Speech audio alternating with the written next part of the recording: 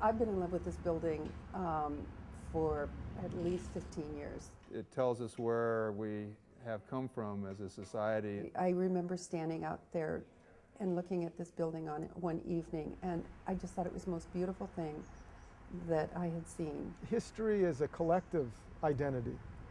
When we forget about history individually or we disregard it, what we do is we take away from the past that future generations can share.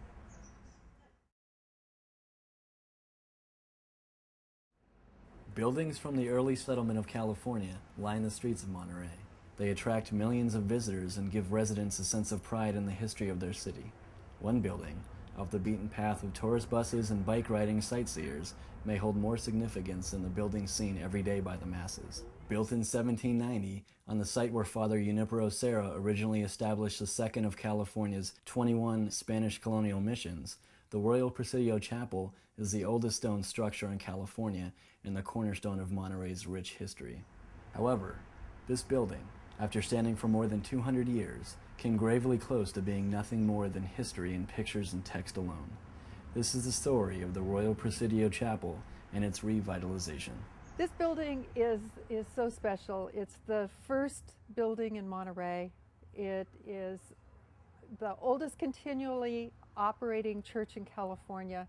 It's the first architecturally designed building. It's the first stone building. It has so many firsts. This was not just a religious. The chapel also was a place where a lot of state functions probably took place here as well. This building served as the community center for the people who lived in Monterey from the 1790s to the 1830s and 40s, when they were starting to build over, Colton Hall and some of the others. So if there was a civil meeting that needed to happen, it happened here. If there was some kind of a big meeting where people needed to congregate, it happened here. All the streets in town that we are so familiar with, Alvarado and Pacheco and just all of the things that we're so familiar with, they came here. And what we want to do is take care of the building now, preserve it and conserve it so that future generations can come and enjoy just being here on the grounds, being here where there's a sense of history and also a spiritual sense. Time has exposed the Royal Presidio Chapel to the elements and inappropriate human intervention.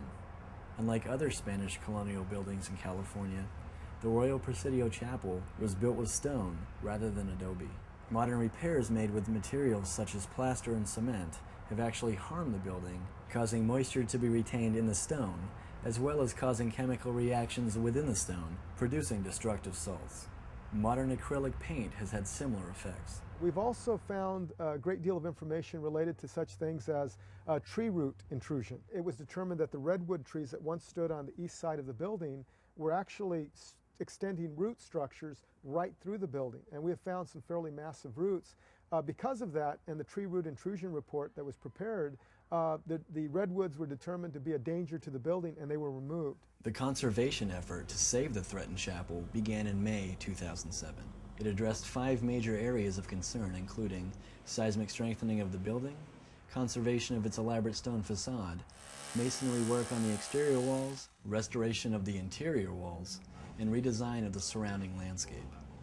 General masonry proved to be a problem when, surprisingly, it was discovered that later additions such as the 1858 transepts, the apse, and the bell tower were not completed with the same craftsmanship as the original construction, supervised by master stonemason Manuel Ruiz. We had no idea that the back walls were in the kind of condition that they are in.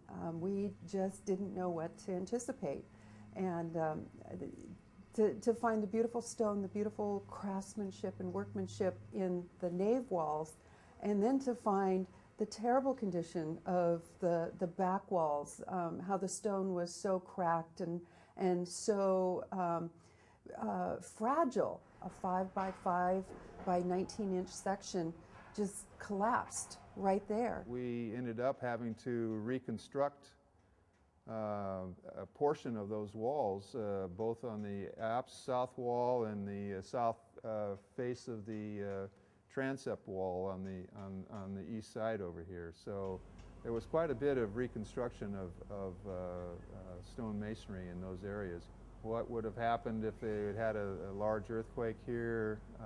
It's hard to really guess, although I think they very likely could have lost those two walls. Given the age of the Royal Presidio Chapel and its location in earthquake-prone California, seismic retrofitting was among the top priorities of the conservation program. What you see in the walls here, scattered all over the surface of the wall, are locations where we are through tying the material in the wall from the exterior surface to the interior surface. So we're basically containing the walls in this wire mesh and through tie system so that the stones, if they decide to move around in an earthquake, don't fall out of the wall.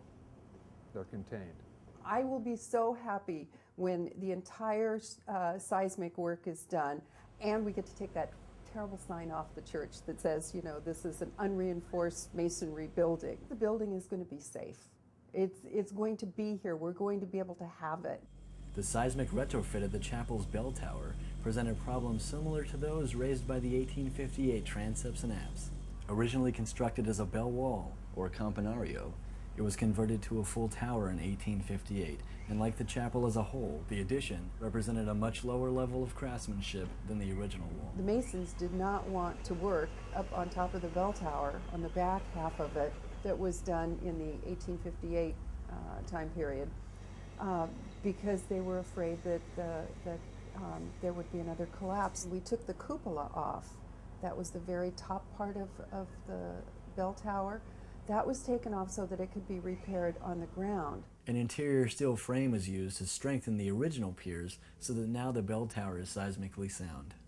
While the stonework presented unexpected challenges to the conservation project, the interior walls of the chapel provided the project with some of its most exciting moments and some of its most significant discoveries. We didn't have any kind of expectation about what we were going to find. And it was actually on one of Tony Crosby's visits here that when they were putting in the strapping for part of the seismic work, that they were cutting out a section up in the choir loft, and he noticed that there was a pattern, a frieze pattern up there. Well, when they had cut into the wall, and I just happened to be up on top of the scaffolding one day looking at where they had cut into the walls, I said, there's some earlier decorations up there, which we did not expect to find. The team discovered 4 distinct decorative schemes from different time periods in the chapel's history. The first was a black band along the top of the chapel walls. The second, a painted dado, or wainscot, along the bottom of the walls. And the third, a pattern of faux stone surrounding the original windows.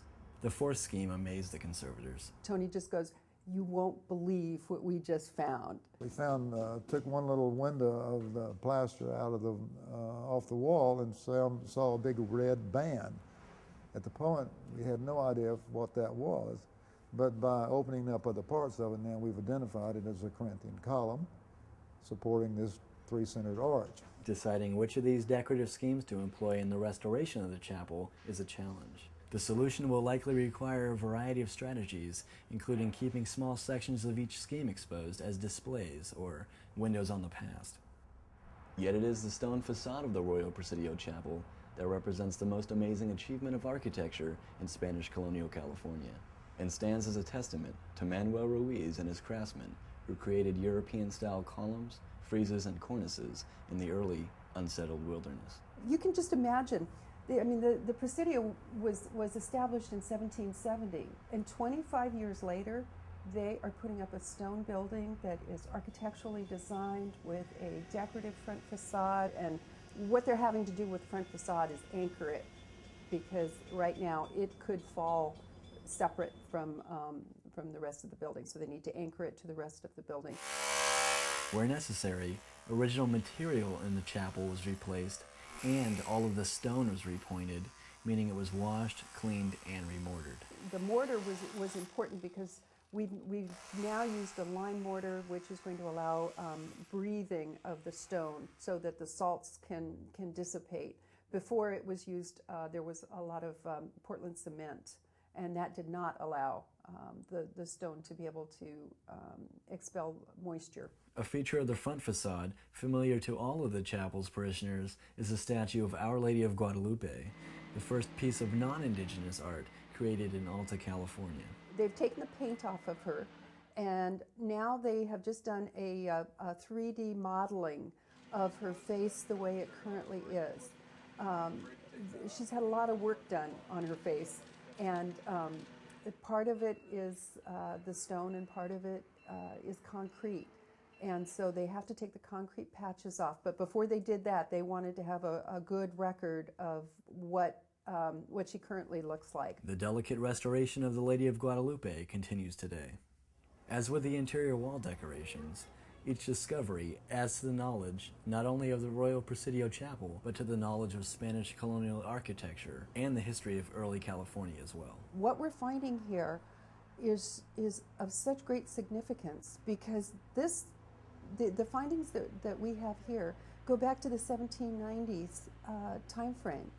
And this is probably some of the only original artwork left in any of the California missions. In addition, archaeological excavations have provided a more complete picture of how the Royal Presidio Chapel and the Presidio developed over time.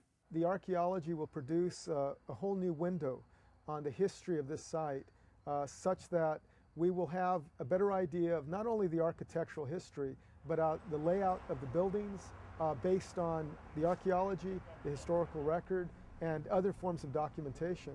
Already we've learned so much about this site and its configuration. Still, with all that has been accomplished, work remains to be done, and the cost will be substantial. I'm sad that right now we're running out of money. Fortunately, we will have done all of the seismic work. We will have done most of the discovery work. Every time we discover something, there's a price tag that goes with it. And so all of that it just means that we're going to have to stop for a while unless we can, raise some more money right away. It's a great project. It's a wonderful project. And,